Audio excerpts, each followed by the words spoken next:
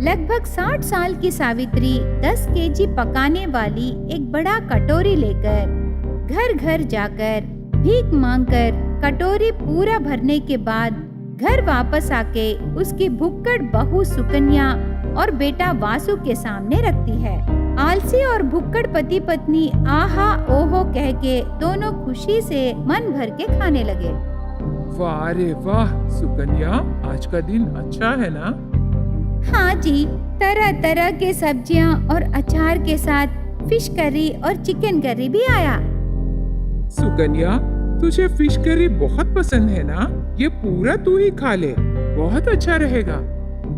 आपको chicken curry पसंद है ना? तो आप वो खाइए। ठीक है सुकन्या, तुझे भेजा फ्राई बहुत पसंद है ना? माँ, कल तू भेजा फ्राई ला, सुकन्या को बहुत पसंद है। सासू माँ, मेरे लिए भेजा फ्राई और उनके लिए बोटी करी लाइए, इनको बोटी बहुत पसंद है। ऐसे कह के सुकन्या आराम से फिश करी खाने लगी। वासुदेव भी आराम से चिकन करी खाने लगा। तब सावित्री ने, बेटा वासु, मैं भेजा फ्राई लाऊंगी और बहू पूछी ना बोटी करी भी लाऊंगी। अरे तो अभी तक यही क्यों हो सासू माँ? जल्दी चाहिए ना, और हमारे लिए भेजा फ्राई और बोटी करी जल्दी से लाइए। वासु बेटा, जब तक मैं जिंदा रहूंगी तब तक भीख मांग के तुम्हारे लिए लाती रहूंगी, पर तुम्हारे पिता की आखिरी निशानी खेत को मत बेचो बेटा। आज मैं नहीं बेचूंगा माँ, पर जिस दिन तू हमारे पेट भर खाना नहीं लाएगी उस दिन मैं हमारे खेत को बेच दूंगा माँ, ठीक है? अब जाओ ना। ऐसे कहते ही सावित्री बहुत खुश होती है। ठीक है बेटा, मेरे जाने के बाद तेरे पिताजी की समाधि के बगल में मेरे लिए समाधि बनवा, उसके बाद तेरी मर्जी।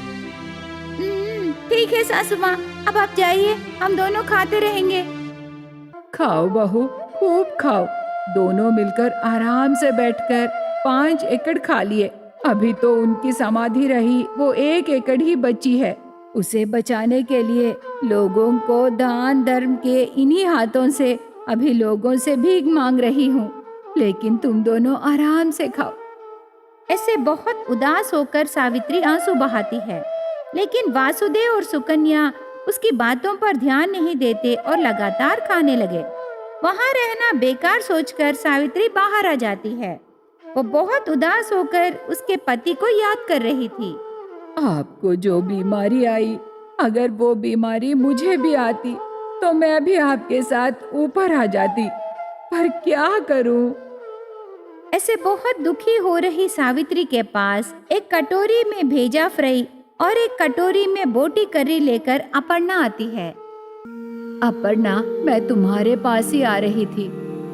कल रात को हमारे घर दावत हुआ सावित्री, तू कल सुबह आके मुझसे बचा हुआ खाना पूछी ना, इसीलिए ये सब मैं तुम्हें देने आई हूँ। मुझे याद है सावित्री। बहुत खुशी हुई अपर्णा, सिर्फ ये 2 करी सी बचे हैं और कुछ नहीं बचे? नहीं सावित्री, सिर्फ ये 2 ही बचे हैं। ऐसे कहने पर सावित्री बचे सब्जियां लेकर अंदर जाती है। बेटा और बहू खा रहे प्लेट में डालती है।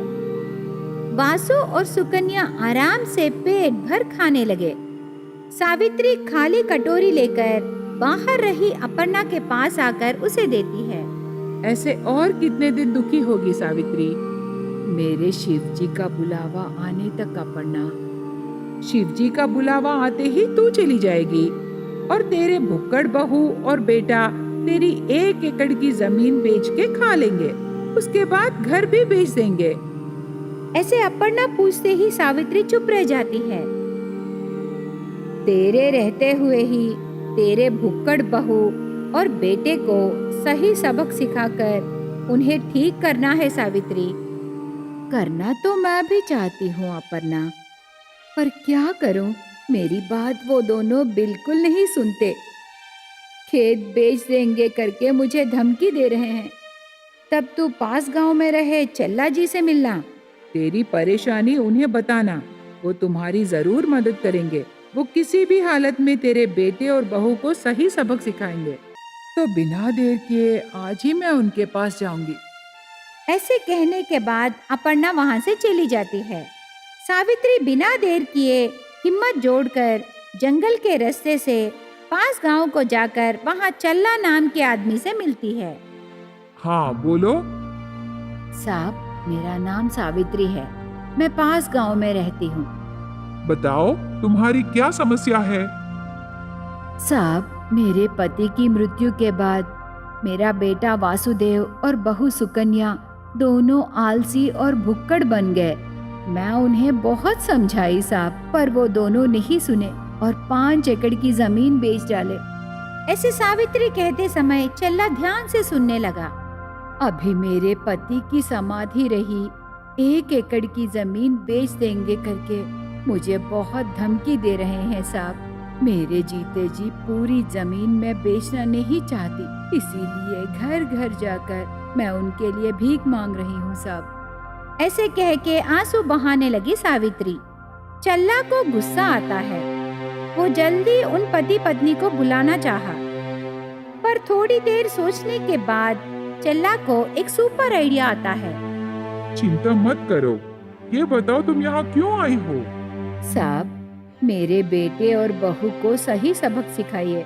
मेरी 1 एकड़ की जमीन में खोना नहीं चाहती, उन दोनों को ठीक कीजिए साहब। ऐसे सावित्री प्रार्थना करती है। तब चल्ला एक निर्णय लेता है। सावित्री, अभी तो तू आराम से घर जा।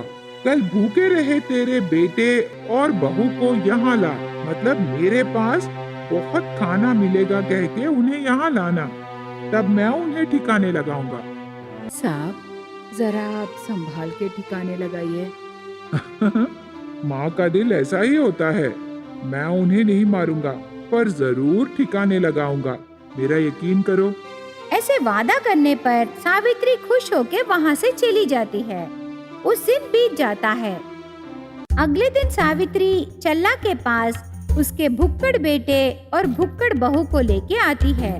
तब चल्ला ने, वासु और सुकन्या दोनों आलसी और भुक्कड़ हो ना? हाँ साहब, मेरी माँ बोली यहाँ हमें बहुत सारा खाना मिलेगा। ऐसे कहते समय 2 काम वाले घर के प्रांगण में एक जगह टेबल डालते हैं और कुर्सियां भी डालते हैं। गरम गरम स्वादिष्ट खाना लाके उस टेबल पर रखते हैं। गरम गरम खाना देख के वासु और सुकन्या के मुंह में पानी आ जाता है। दोनों खुश होके खाना खाने बैठते हैं। इतना सारा खाना देखकर, ये सब हमारे लिए? हाँ हाँ, पर एक शर्त पर। क्या है? उस जगह से बिना उठे मैं जितना मंगाऊंगा उतना खाना है। जो प्लेट में रखेंगे वो खाना है, और अगर बिना खाए उठ गए तो तुम दोनों को 1 महीने तक काली कोठी में बंद कर दिया जाएगा। तुम्हें मेरी बात सुनना है। ये शर्त तुम दोनों को मंजूर है? हम दोनों खाना छोड़ देने से ही समस्या आएगी ना? हाँ। ऐसे कहते ही वासु और सुकन्या खाना खाना शुरू करते हैं। वो बहुत मिर्ची रहता है। दोनों के आंखों से पानी आने लगा। फिर भी दोनों खाने लगे।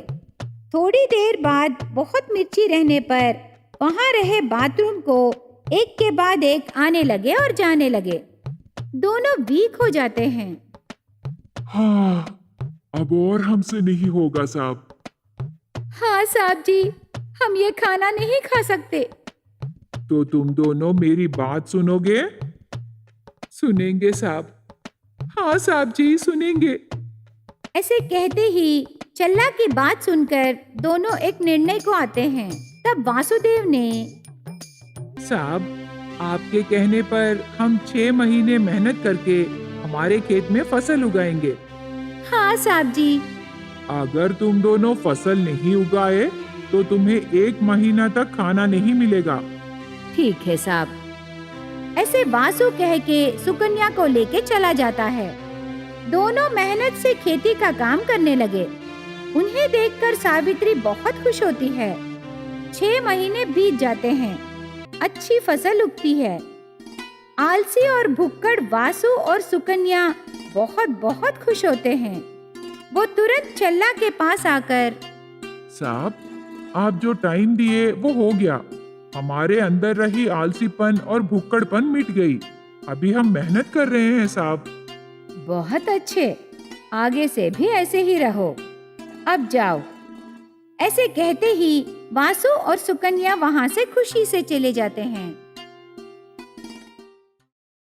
नरसीपट्टनम में रहे वीरू बहुत मेहनत करके जीने लगा। वीरू हर रोज जंगल जाकर लकड़ियां मार के उन्हें बेच के आए हुए पैसों से उसकी बीमार पत्नी का इलाज कराता रहा। एक दिन वीरू की पत्नी राधा की तबीयत बहुत बिगड़ जाती है। सुनिए, अभी तो मुझे चलने में भी बहुत मुश्किल हो रहा है जी। आप बहुत मेहनत कर रहे हो और मैं कम से कम आपके लिए खाना बनाने की स्थिति में भी नहीं हूँ। इससे अच्छा है मैं मर जाऊं जी। राधा ऐसे कह के दुखी होने लगी। तब वीरू राधा को गले लगाकर, ऐसे मत कहो राधा, तेरे बिना मैं कैसे जीऊंगा। चाहे कुछ भी हो जाए, मैं तुम्हें कुछ नहीं होने दूंगा। तू हिम्मत से रहना। मेरे जिंदा रहने का भरोसा ही नहीं है जी। आप मेरे लिए बहुत मेहनत कर रहे हो, मैं देख नहीं सकती। ऐसे कह के रोने लगी राधा। राधा ऐसे कह के हिम्मत हारने पर वीरू को बहुत दुख लगता है। राधा को कैसे समझाना है वीरू को पता नहीं चला। वीरू वहां से निकल के राधा का इलाज कर रहे डॉक्टर से मिलता है। डॉक्टर साहब, मेरी पत्नी को बचाइए। उसके बिना मैं नहीं रह सकता डॉक्टर साहब। डॉक्टर से प्रार्थना करने लगा। तब डॉक्टर ने, वीरू, तुझे देखने से बहुत बुरा लग रहा है। एक काम करते हैं, मैं शहर से मेडिसिन लाऊंगा। उनसे राधा का इलाज करने का प्रयत्न करेंगे वीरू। ऐसे कहता है। डॉक्टर की बातें सुनकर वीरू का दिल थोड़ा हल्का होता है। तब वो खुश होकर, खुशी की बात बोले डॉक्टर साहब, अब जल्दी से राधा के लिए मेडिसिन मंगाइए ना। जरूर मंगाऊंगा वीरू, पर क्या है डॉक्टर साहब, बताइए ना।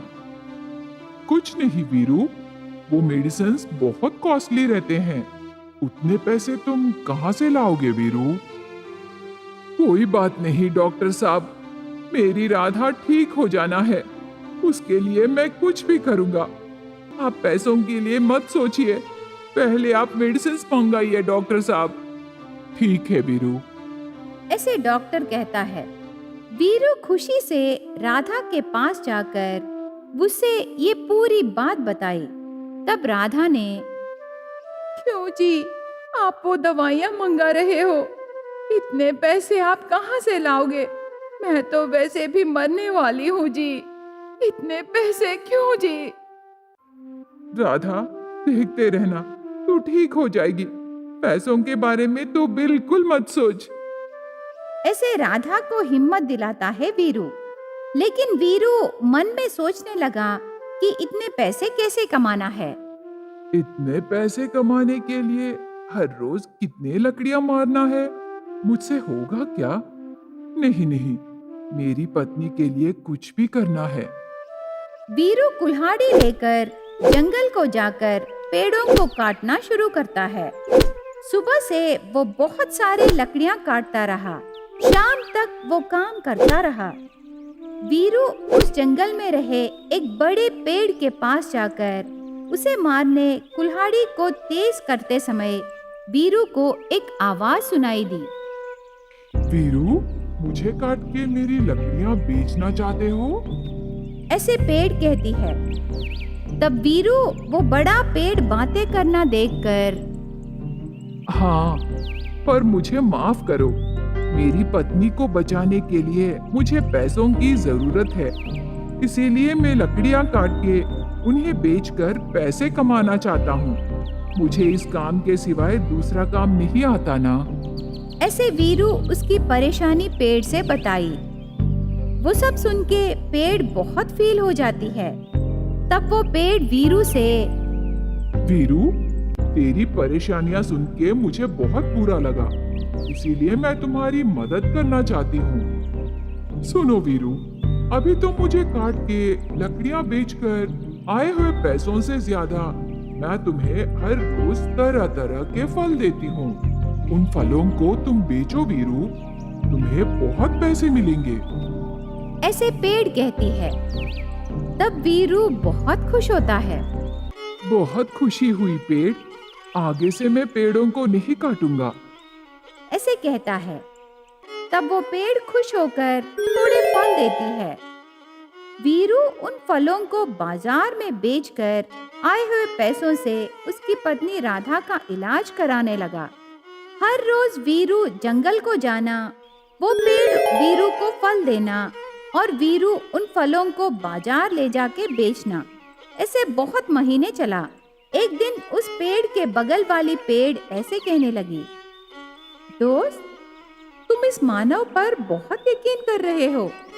लोगों पर भरोसा मत रखो। उनकी जरूरतें पूरी हो जाने से उनके अंदर रहे दूसरा आदमी बाहर आएगा दोस्त। ऐसे कहती है। तब फलों वाली पेड़ ऐसे कहने लगी, नहीं दोस्त, सभी मानव एक जैसे नहीं रहते, तू गलत समझ रही है। वीरू बहुत अच्छा आदमी है, वो उसकी पत्नी के लिए बहुत परेशान है, उसे देखने से पता चल रहा है ना दोस्त। ऐसे वो पेड़ उसके दोस्त से कहने लगी। यहाँ वीरू की पत्नी धीरे धीरे ठीक होने लगी। राधा बिस्तर से उठ के चलने लगी। सुनिए, देखिए ना, मैं चलने लगी हूँ। आपका यकीन सच हुआ जी। आपको मेरे ऊपर रही प्यार के कारण ही मैं ठीक हो गई। ऐसे राधा बहुत खुश होती है। राधा को देखकर वीरू भी बहुत खुश होता है। ये बात वीरू जाकर पेड़ से बताई। पेड़ माता, जिंदगी भर मैं तुम्हारी आभारी रहूंगा, तुमने मेरी बहुत मदद की माता। वीरू पेड़ से ऐसे कह के आंसू बहाने लगा। वीरू की अच्छाई देखकर वो पेड़ और ज्यादा फल देने लगी। एक दिन एक व्यापारी वीरू के पास आकर, वीरू, तुम मेरी मदद करने से मैं तुम्हें बहुत पैसे दूंगा। बताइए साहब, आपको क्या चाहिए? कुछ नहीं वीरू, जंगल में एक बड़ा पेड़ है। उस पेड़ की लकड़ियां बहुत कीमती हैं। उस पेड़ को तुम काटने से मैं तुम्हें बहुत पैसे दूंगा। अभी तो तुम ये एडवांस रखो। वो एक पेटी भर पैसे देता है। इतने पैसे देखकर वीरू बहुत खुश होता है। बताइए साहब, कहाँ है वो पेड़? मैं अभी उसे काट के लाऊंगा। ऐसे वीरू कहता है। व्यापारी वीरू को जंगल ले जाकर हर रोज वीरू को फल दे रही पेड़ को दिखाकर, यही पेड़ है वीरू, कल सुबह तक इस पेड़ की लकड़ियां काट दो। ऐसे कहता है। उस पेड़ ने जो मदद किया था वो सब भूलकर पैसों की लालच में, ठीक है साहब, कल सुबह तक इस पेड़ को काट दूंगा। ऐसे कहता है। पेड़ वीरू की बातें सुन के बहुत डर जाती है। वीरू, तुम मुझे काट दोगे? मतलब इतने दिनों का हमारा संबंध क्या है वीरू? पेड़ आंसू बहाने लगी। हम दोनों के बीच क्या संबंध है? तू पेड़ है, मैं मानव हूँ, मुझे पैसे चाहिए। वीरू कुल्हाड़ी लेकर उस पेड़ को मारने लगा। तब पेड़ को समझ में आता है कि आदमी बहुत स्वार्थी है। तब उस पेड़ को पड़ोस पेड़ की बातें याद आते हैं। उसे बहुत बुरा लगता है। वीरू उस पेड़ की मदद भूलकर विश्वास के बिना उस पेड़ को काट डालता है।